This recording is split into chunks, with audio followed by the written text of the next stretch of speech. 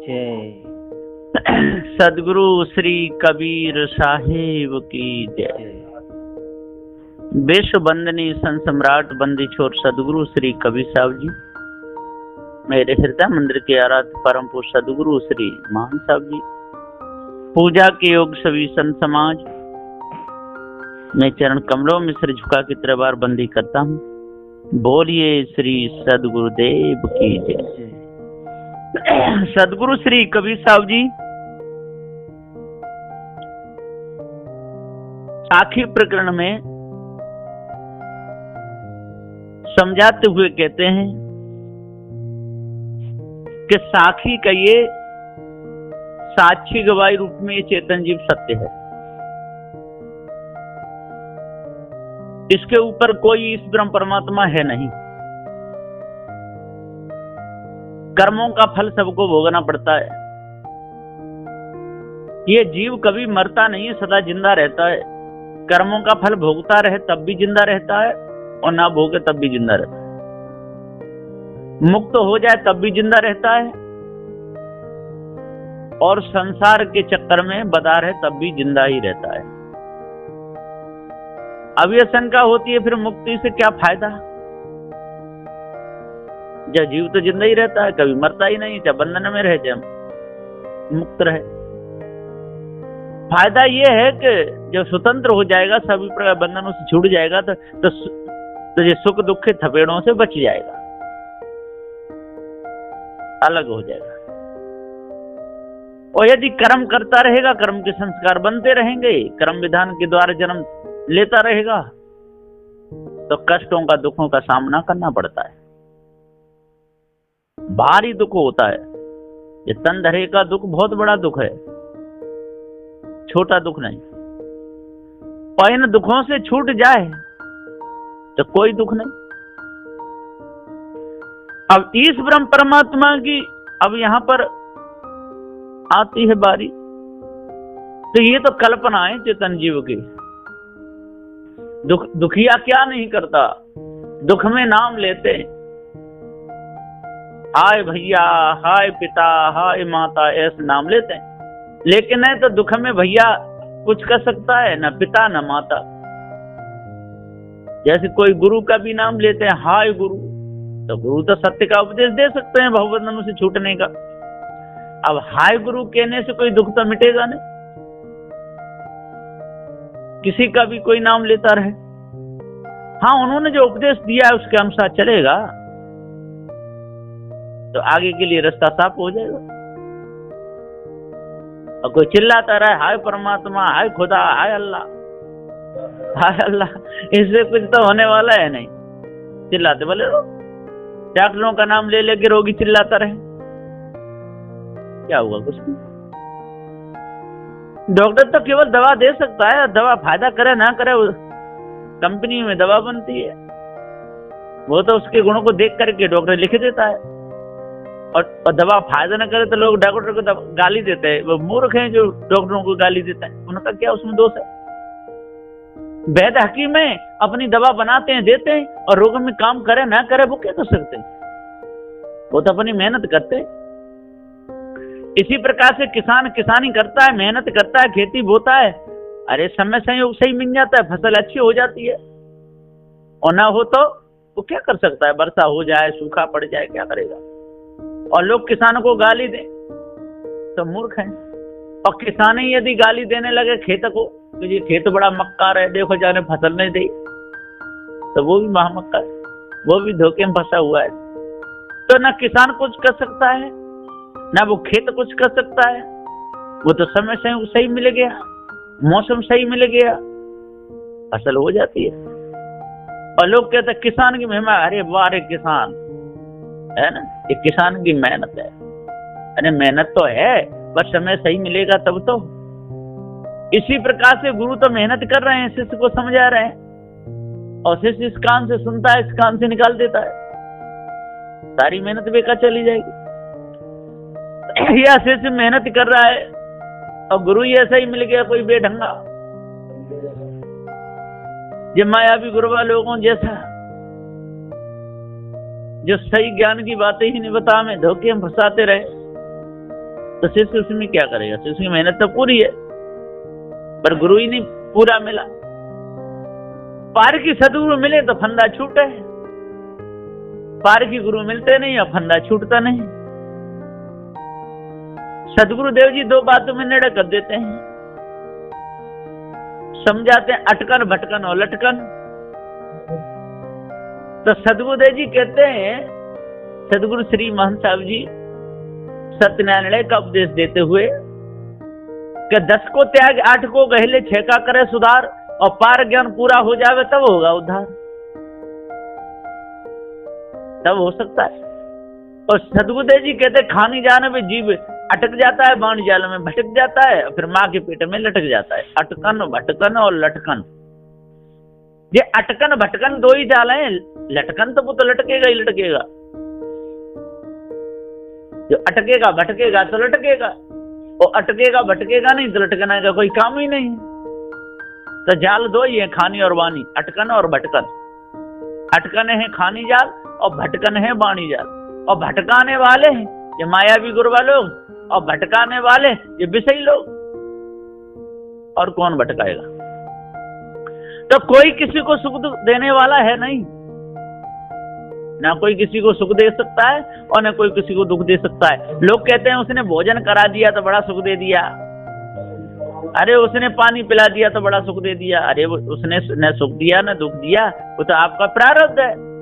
आपने सेवा करी होगी तो आपकी सेवा होगी, आपने पानी पिलाया होगा तो आपको पानी मिलेगा, आपने कोई गिराया होगा तो आपको लोग गिराएंगे, और आपने कोई उठाया होगा तो आपको लोग उठाएंगे। ना कोई किसी को गिराता है, ना कोई किसी को उठाता है, ये तो सब कर्मों का फल है। तो समय समय की बात समय को परखे ज्ञानी, समय पे पड़ती धूप समय पे बरसे पानी, समय समय के ढंग और समय पे बेटी बाप घर तो समय पिया के संग। मन मतन माने नहीं जब तक धक्का न खाए, और जैसे विधवा स्त्री गर्भ रहे पछताए। मनुआ माने नहीं, मन है पक्का दूत, और ले डूबे दरियाए में तो जाए हाथ से छूट। सदगुरुदेव जी पुकार के समझाते हुए कहते हैं, मन के मते अनेक है, एक नहीं है। जो मन के मतों में फंस गया, जो मन के चक्कर में फंस गया, वो अपने आप को क्या जानेगा? जान ही नहीं सकता। मन है क्या? मन ये तन ही मन है, तन के पीछे ये जीव पड़ जाता है, और तन कोई देखता रहता है, तन ही को अपना स्वरूप मान लेता है, और अटक भटक कर मर जाता है, शरीर छूट जाता है। मरना कहिए विषय वासना फंसना, भ्रम भूल कल्पना में फंसना, धोखे में फंसना, ये मरना ही मरना है ना। बार बार शरीर धरना और छोड़ना, इसी को कहते हैं मरना।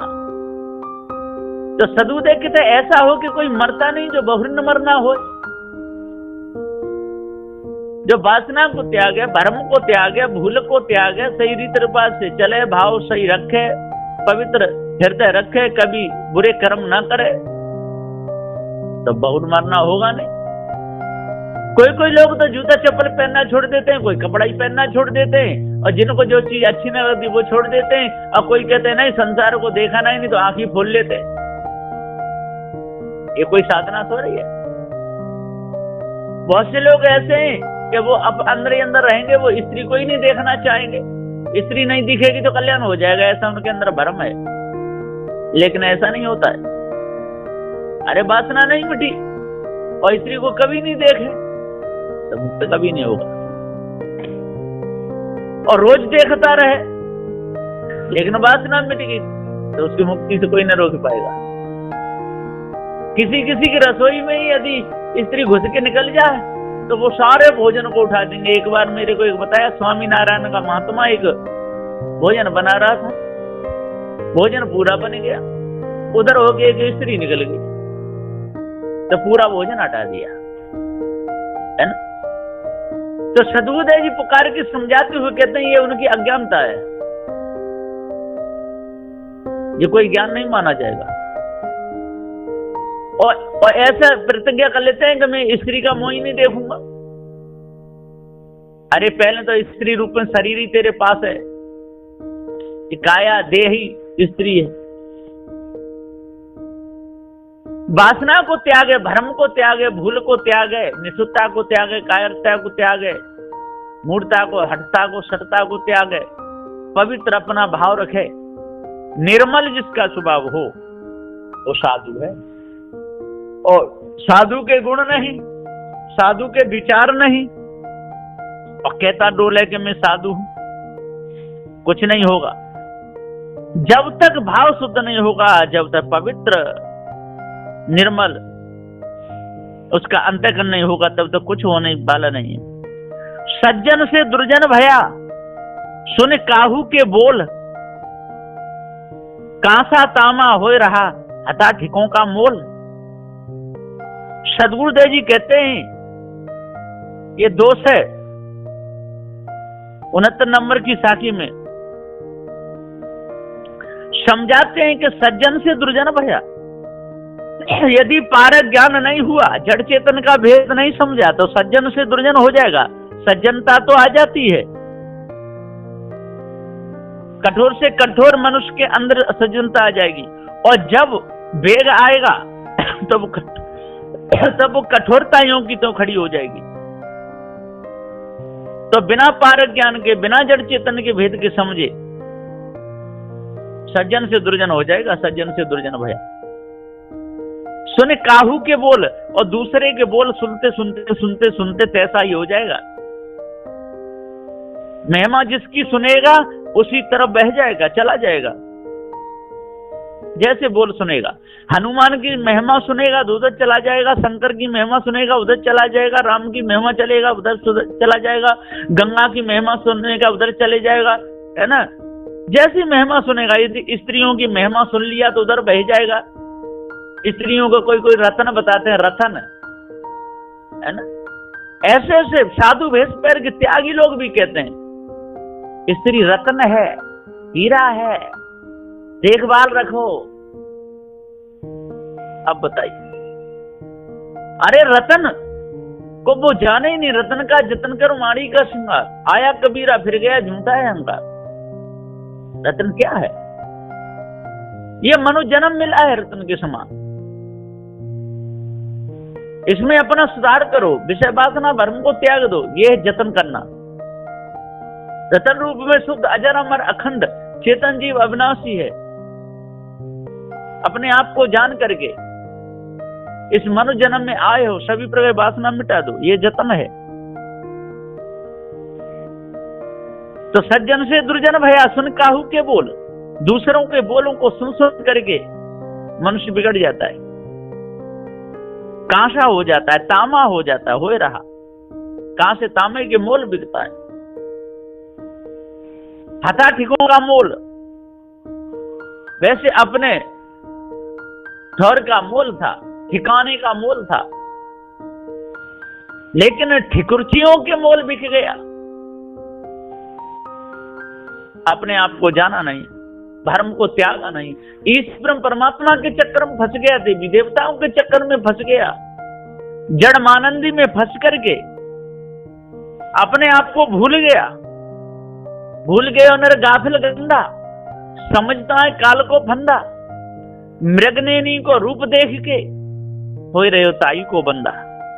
अपने आप को जाना ही नहीं, सज्जन से दुर्जन हो गया, मनुष्य खानी में आ गया, सज्जनता की जगह पे आ गया, पवित्र से करने की जगह पे आ गया, साधना करके मुक्ति की जगह पे आ गया।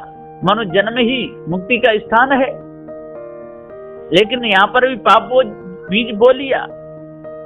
सत्य को जाना नहीं, धर्म को त्यागा नहीं, भूल को छोड़ा नहीं, निष्ठुरता को त्यागा नहीं, बातें लंबी चौड़ी करता रहा, अहंकार छोड़ा नहीं, कायरता में पूरा जीवन गमाया, मोछ ऐंठता रहा। क्या किया? कुछ भी नहीं कर पाया। सज्जन से दुर्जन भया, सुन काहू के बोल, और कांसा तामा हो रहा, हथा ठिकों का मोल। सदगुरुदेव जी पुकार के समझाते हुए कहते हैं कि हे भैया, चेतन अविनाशी, तू अपने आप को जान। अपने आप को जानेगा तो भ्रम कट जाएगा, और अपने आप को नहीं जान पाएगा तो भ्रम कटेगा नहीं। जब कर्मों का फल सामने आता है तो अच्छे अच्छों का मुख नीचा हो जाता है, जो आंख तनी रहती है वो भी आंख बड़ा छोटी नीचे को झुक के चलता है। जिस सिर को ऊपर उठाता है वो भी सिर झुक जाता है। जिस कमर पे हाथ धर के कहता है कि तेरे को छोड़ूंगा नहीं, वो भी कमर टेढ़ी हो जाती है।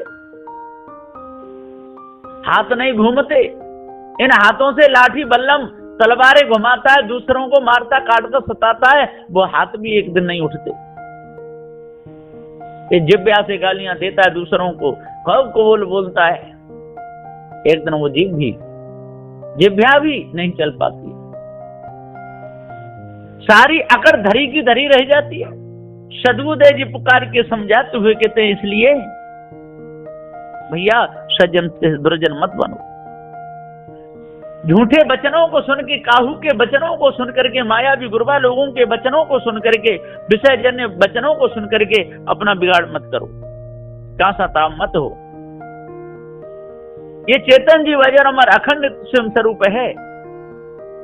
जिन हीराओं का मोल होता है वो हीरा नकली होते हैं, और इस हीरा का कोई मोल नहीं, वो हीरा असली होता है। तो असली रूप में जो अजर अमर अखंड स्वयं स्वरूप अविनाशी ज्ञान स्वरूप चेतन जीव ही सच्चा हीरा है, जिस हीरा के द्वारा सबका मोल जाए, सबकी पहचान की जाए, सबको जाना जाए, वो असली हीरा है। जाका हो तो बनज व्यापार, हीरा तो चेतन जीव है। जिनका बनज व्यापार होता हो और जिसका मूल दूसरे करते हो, वो नकली हीरा होता है। ये असली अजर अमर अखंड अविनाशी चेतन जीव है। इसके ऊपर कोई ईश्वर परमात्मा कोई नहीं है। कर्म ही सुख देते हैं, कर्म ही दुख देते हैं, कर्म ही के प्रताप जन्म लेता है। और यदि मनुष्य जन्म में आकर कर्म विधान को समझ ले और विषय वासना भरम को त्याग दे, तो ये जीव सदा सदा के लिए मुक्त हो जाता है। इसलिए अपने आप को जानना चाहिए, भरम को त्यागना चाहिए, तब को शांति मिलेगी, नहीं तो मिथ्या धोखे में जीवन चला जाएगा। बोलिए श्री सद्गुरुदेव की जय।